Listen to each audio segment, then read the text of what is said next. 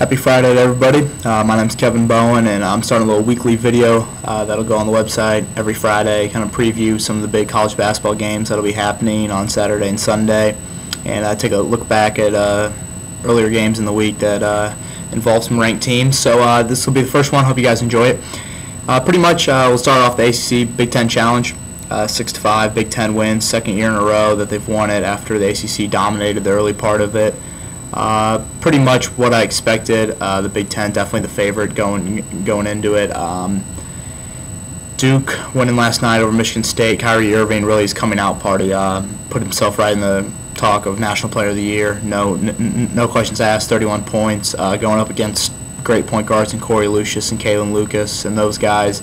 I played great last night. Nolan Smith, Kyle Singler kind of off nights, but Irving stepped up big time. That was a big win for Duke. I know it's very early in the season, but that's really their last test non-conference, and the ACC's weak. Besides Duke, there's really no other team. It's a fight for second place right now in that conference. Again, it's early, but I think they could challenge to maybe go undefeated at least during the regular season. Then talking about Illinois, North Carolina, Illinois just look like the veteran team they are. All five starters are back from last year, just dominated the heels. North Carolina, they're freshmen. They're still getting used to playing. Harrison Barnes is kind of still trying to find a shot, trying to find his niche in that offense. Tyler Zeller and John Henson are probably getting Coach Williams what he wants out of the post, but they're still having trouble with the point guard. Larry Drew isn't really coming into his own. A lot of talent on that roster. I believe they got 7 McDonald's All-Americans, so I think they'll eventually get it figured out, but it's definitely been a rough non-conference stretch for the Tar Heels. Purdue, big win in Blacksburg on Wednesday night. Juwan Johnson played great down the stretch, just showing why he's the best post player in the nation. Big hook shot to send into overtime, then had a nice jumper over Jeff Allen.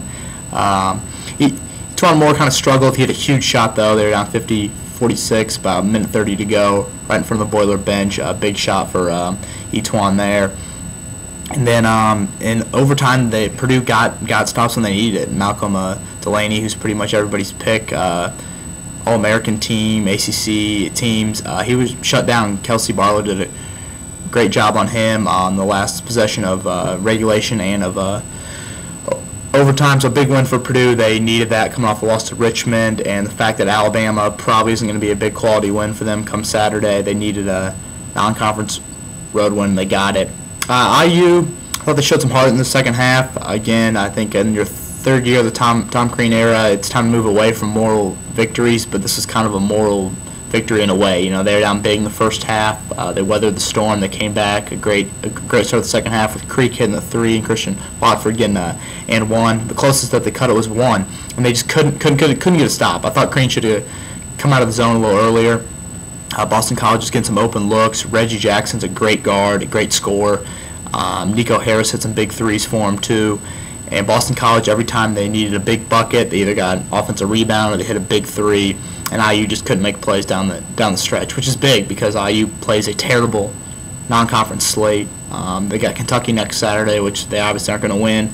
And then the next week they got and then over Christmas they got a couple games in Vegas against New Mexico, maybe Colorado, I think, or the winner of Colorado, Northern Iowa. So IU's going to have to find some quality wins if they want to be postseason play. But yeah, tough one for the Hoosiers. They got to bounce back. Savannah State on Saturday, another cupcake. So yeah, that kind of previews over the weekend, or this past week again. Nice work by the Big Ten. Wisconsin rolled over NC State. Ohio State kind of struggled down at Florida State. William Buford, who pretty much is a go-to guy, at least on the perimeter, he kind of struggled, fouled out about 8 minutes to go, I believe, so they look kind of sloppy. Ohio State doesn't have a ton of depth, but they've got a great, solid top 5, top 6 players. I think them and Michigan State and Illinois are kind of your 3 teams in the Big Ten you got to watch out for. I think the second tier is Purdue, Wisconsin, Minnesota, and then obviously your other teams will fall in order after that. So a solid job by the Big Ten, and they got to be happy that they won that challenge. So moving on to this Saturday's game, got a big one in Chapel Hill, Kentucky, North Carolina. A lot of talent on the floor, a lot of young talent, freshmen galore. Brandon Knight for Kentucky, he's supposed to be the next in line of the point guards for John Calipari, and he struggled. 4.5 turnovers, I believe he's averaging, compared to only 3 assists. He's struggling with his outside shot, shooting about 30% from 3 compared to the rest of the team, which is shooting great from 3. So he's kind of struggling. John Wall and Tyreek Evans and Derrick Rose, the transition looked easy, and Knight's super fast. He's great. He's great with the ball, and there's no questions asked. Kentucky's going to be a top 2 or 3 seed when it's all said and done. But right now, he's still got some growing to do. Terrence Jones has been great for the Wildcats. Him and Irving have by far been the 2 best freshmen. Jared Sullinger probably could be in that category too. But Jones is a 20 and 10 guy every night. He's going to give Tyler Zeller and John Henson some fits down low on Saturday. But again, it's going to be poised for the Wildcats. Their first true road game of the year. They played at Portland, but that was at the Portland Trailblazers arena as a homecoming for Terrence Jones. So this will be the first true road test. Chapel Hill is going to be going crazy on Saturday. UNC needs this win. They're going to need Larry Drew to step up, Kendall Marshall to step up. The young freshmen have got to play well, because right now they need a big out-of-conference win, and Kentucky would be the way to go. The Wildcats they got Notre Dame at home on Wednesday and then IU on Saturday, so they kind of have a stretch where they step out of their cupcake schedule and play 3 major conference teams. Kentucky, I got them winning by 4. I think down the stretch, Jones will make a couple plays that'll help them out. I think it's going to be a great game, though. Could be sloppy, but it's going to be high tempo, up and down. So that'd be a great one at Chapel Hill. The other one I like, obviously for Indy fans, Butler against Duke. East Rutherford. Duke's kind of away from home. They've played there in numerous NCAA tournaments, so that'll be a big game for Butler. The big question is going to be Ronald Nora. It sounds like he's going to go through pregame warm-ups, but then the big question mark will be, can he play?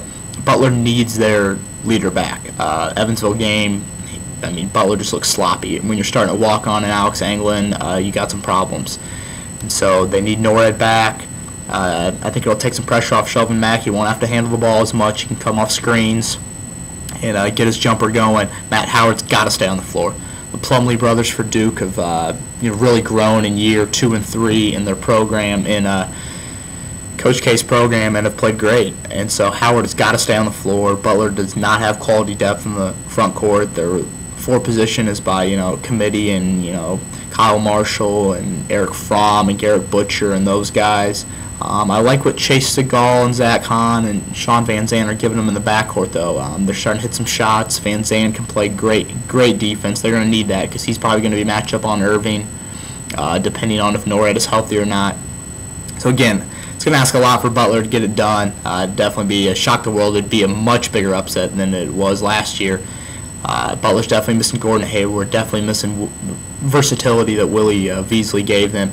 Keys for Butler: weather the early storm. Duke's going to come at you running. Irving and Smith and Singler and those guys are going to be out running. They're going to fill the lanes, hit some threes. Butler's got to weather their early storm, similar to what they did in April. Shelvin Mack hit a couple early threes that kind of kept Butler in it. They're going to need that on Saturday. They're probably going to have to hit 10 to 15 threes to win the game. I know it's asking a lot, but this Butler team has done it before. Mack's going to have to hit 4 or 5. Zach Hahn's going to have to hit probably 3 or 4. Van Zandt's going to have to hit a couple. We've seen Matt Howard even step out and hit some threes. So Howard obviously has got to stay on the floor. My heart says Butler, but my head says Duke. I got Duke probably by about 11. I think Butler will keep it, I won't say close, but they'll always be within striking distance. Similar to IU was, they always kept within about 10, and then IU finally cut it down to 1 against Boston College. I think Butler will always be within about 10. The question is, can they cut it down to a couple trip game? And if they can do that, who knows what will happen. But Butler's got a tough schedule coming up. They go to Xavier, and they got a couple games out in Hawaii over Christmas and the Diamond Classic that are going to be tough. But they got a big win on Wednesday, open up conference play, so that was big for them. And then our final game, Illinois at Gonzaga. It's actually played in Seattle Sonics Arena, Key Arena. Well, actually, the Seattle Sonics don't play there anymore, but old Key Arena is where that game will be played. Again, a big game for the Zags. They also play a loaded non-conference schedule. They lost to San Diego State and Kansas State earlier this year. They did beat Marquette and in Kansas City. They still play Notre Dame. They go to South Bend next Saturday. I believe we still have Memphis, Oklahoma State, and Xavier. So as always, Mark Few isn't afraid to play anybody. Illinois will come in there, and really it's a matchup of probably the two of the best front courts in the nation. Illinois, Mike Davis, Mike Tisdale, two of the more underrated players in the Big Ten. They're long. They can hit jumpers. They're going to give fits to Gonzaga's front line of Elias Harris and Robert Sacre. Harris played on the German national team this past summer. He's a great talent. He's got Achilles problem. He doesn't know if he's going to play or not, but I think he'll gut it out. Sacre is kind of a Tisdale likes to step away from the basket. Sacre is more of a back to the basket type of guy. He'll give Tisdale some problems. He's got a little more beef than Mike does, so that'll be a solid matchup. The backcourt play, Dimitri McCamey, I think, is one of the best guards in the nation. He can score whenever he wants to. I believe he's averaging eight assists on the year. He's everything that Bruce Weber could ask for. Reminds me a lot of Darren Williams. He's a great player for them. Gonzaga's got a great guard of their own in Stephen Gray. He's a scorer. He'll be chasing McCamey around. The big key for Butler, and then the Zags is point guard play. Dimitri Goodson has been a guy that's been up and down in his career. Sophomore year went coast to coast in the NCAA tournament, hit a game winner against Western Kentucky. Comes from a family of athletes. His brother Mike Goodson's a running back for the Carolina Panthers and played at Texas A&M. Dimitri's got to be there every night for Mark Few if this team wants to make a Butler type run and get to the Final Four in Houston. So that'll be a solid game. I got Gonzaga by 3. I think Harris is going to play. I think Stephen Gray will have a solid game for him. Illinois making that trip out there. They struggled when they played Texas earlier in the year in Madison Square Garden. So I got Gonzaga winning that game by 3. Overall, it's going to be a great week in college basketball. We got 3 big-time games.